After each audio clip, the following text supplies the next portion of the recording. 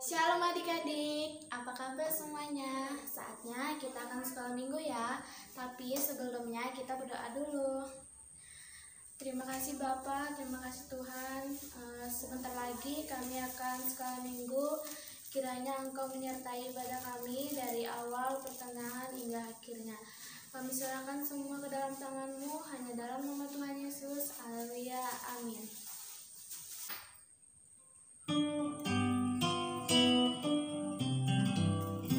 Bapak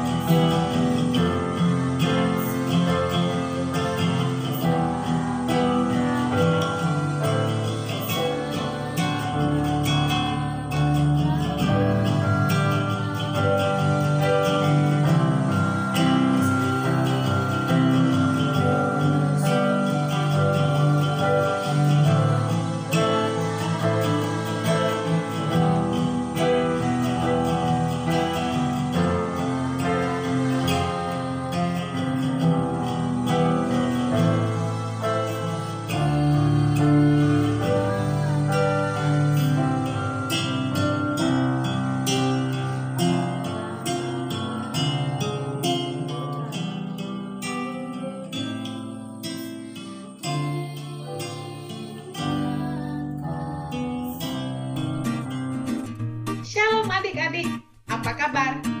Hari ini ketemu lagi ya dengan Tante Renita. Tante harap kalian semua tetap sehat, tetap semangat, tetap berdoa. Hari ini cerita apa lagi? Pasti seru. Adik-adik, pernah nggak punya pengalaman, punya barang yang disayang, punya barang yang paling disuka, tapi harus dikasihkan ke orang? Sedih ya, rasanya nggak mau, rasanya nggak rela.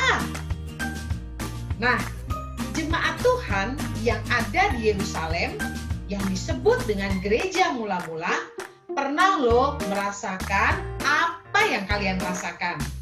Punya barang berharga, tapi harus dikasih ke orang lain. Roh Kudus memberikan hati yang terbeban untuk mereka, untuk saling berbagi dengan anak-anak Tuhan yang lain yang sedang mengalami kekurangan. Mereka menjual harta mereka menjual barang harga mereka, kemudian uangnya mereka serahkan ke gereja, dan dan gereja akan memberikan kepada orang-orang yang sangat membutuhkan. Pasti banyak cerita ya. Nah, hari ini ada cerita yang unik dari jemaat mula-mula yang ada di Yerusalem. Yuk kita sama-sama saksikan. Adik-adik, kalian tahu gambar apa ini? Ya, ini gambar kuburan dengan batu nisan. Di batu nisan akan menuliskan nama orang yang sudah meninggal yang terkubur di dalamnya.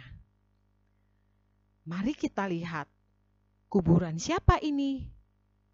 Ya benar, ini kuburan milik orang yang bernama Ananias dan Sapira. Ada apa dengan mereka? Mengapa mereka meninggal? Yuk kita lanjutkan ceritanya. Cerita ini berjudul Dosa Ananias dan Sapira. Cerita ini tertulis dalam Kisah Para Rasul 4 dan Kisah Para Rasul 5. Orang percaya di Yerusalem hidup bersama dalam kesatuan sehati dan sejiwa. Di jemaat itu, doa Tuhan Yesus telah terkabulkan. Tuhan Yesus pernah berdoa, "Aku berdoa supaya mereka menjadi satu sama seperti Engkau ya Bapa, di dalam aku dan aku di dalam Engkau. Agar mereka juga dalam kita, supaya dunia percaya bahwa Engkaulah yang mengutus aku." Adik-adik, jemaat mula-mula di Yerusalem sangat penuh dengan rasa kesatuan, mengasihi, keterbukaan satu dengan yang lainnya. Di antara jemaat mula-mula yang ada di Yerusalem, tinggallah sepasang suami istri, Bapak Ananias dan Ibu Sapira. Pak, kita bisa bantu apa ya? Supaya kita juga bisa loh tolong saudara-saudara dalam Tuhan yang lain yang berkekurangan. Iya ya Bu, kita bisa buat apa? Aku berjanji loh Bu, di hadapan murid-murid Tuhan Yesus di Bait Allah, aku juga ingin membantu. Aku berjanji akan memberikan semua hartaku kalau aku punya. Tapi Pak, kita punya apa ya? Iya juga ya. Punya apa ya?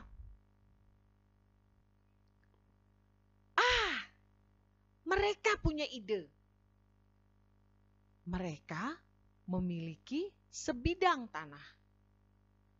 Terlintas dalam pikiran mereka untuk menjual tanah itu, dan hasil uang penjualannya akan mereka serahkan ke gereja yang akan digunakan untuk menolong saudara-saudara mereka, anak-anak Tuhan di tempat lain yang sedang kekurangan, yang sedang kesulitan. Ide yang bagus. Adik-adik setuju enggak? Ide ini sangat bagus. Bu, lihat ini. Hasil penjualan tanah kita. 2 talenta emas. Wah, banyak juga ya Pak. Apakah Bapak benar-benar akan memberikan semua hasil penjualan ini ke gereja? Sebenarnya sih aku nggak setuju Bu. Tapi kemarin di hadapan Bapak Pendeta, kita sudah berjanji loh Pak, akan memberikan semuanya. Kan mereka nggak tahu harganya jual tanah. Udah Bu, yang satu kita simpan, yang satu aja kita kasih. Bohong dikit nggak apa-apa, Bu. Mereka juga nggak tahu berapa hasil penjualan tanah ini. Adik-adik, Bapak Ananias dan Ibu Safira sudah berbohong. Mereka berjanji akan memberikan semua uang hasil penjualan tanah. Tapi ternyata mereka menipu jemaat Tuhan yang lain dengan hanya memberikan setengah dari hasil penjualan tanah. Keesokan harinya, Pak Ananias datang berkumpul di bait Allah. Waktu itu sedang ada ibadah. Ananias datang membawa hasil penjualan tanahnya kepada Petrus. Pak Ananias meletakkan uang tersebut di kaki rasul-rasul. Seperti biasanya yang dilakukan anggota jemaat lain kalau memberikan persembahan. Dengan kata-kata yang manis, Ananias berkata, "Uang ini adalah hasil penjualan tanahku. Aku menyerahkan semuanya kepada Tuhan." Hati Ananias berdebar-debar, tapi ia masih yakin bahwa tidak ada satu orang pun yang tahu kalau dia hanya memberikan setengahnya saja. Petrus tidak tahu harga penjualan tanah tersebut. Tetapi Roh Kudus telah memberitahukan kepada Petrus bahwa Ananias berdusta. Petrus berkata kepada Ananias, "Ananias, mengapa hatimu dikuasai iblis sehingga engkau mendustai Roh Kudus?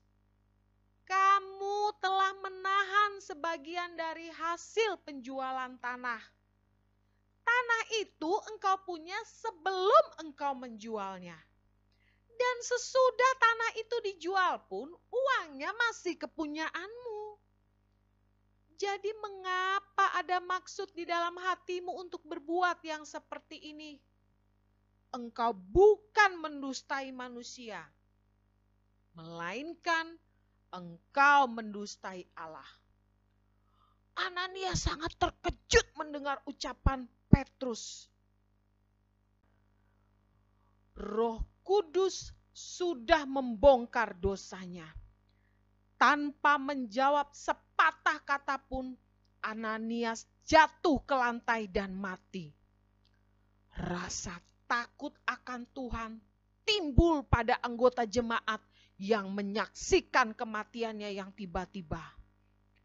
Sekarang jemaat menyadari bahwa Allah tidak hanya mengasihi umatnya, melainkan Allah juga mau kita menjadi orang Kristen yang suci, tidak berdusta kepada Tuhan dan kepada sesama. Kemudian mayat Ananias diangkat keluar dari ruangan oleh beberapa orang muda dan dikuburkan. Sementara kebaktian terus berjalan.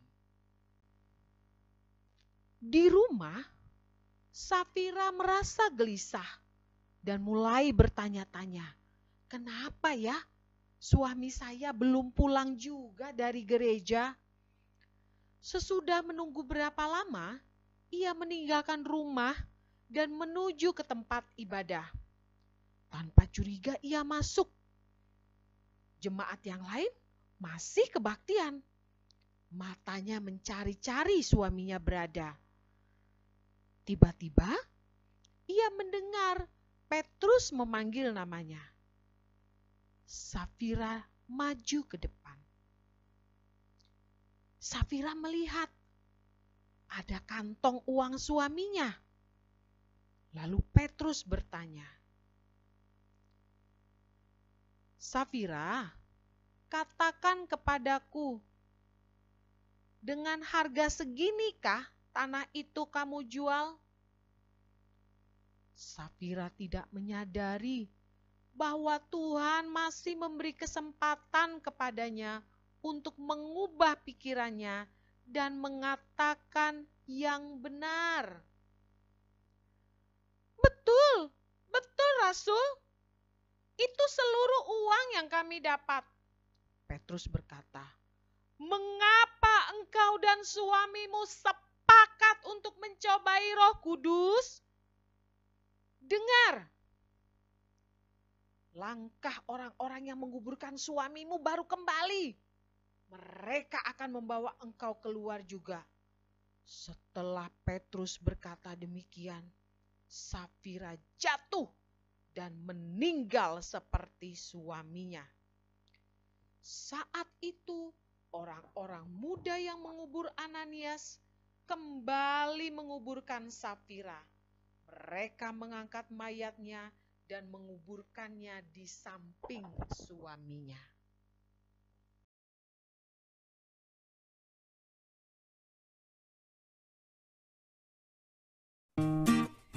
Nah, adik-adik, seandainya kalian ada di tempat tersebut, ada dalam ibadah jemaat mula-mula yang di Yerusalem, kira-kira bagaimana perasaan kalian?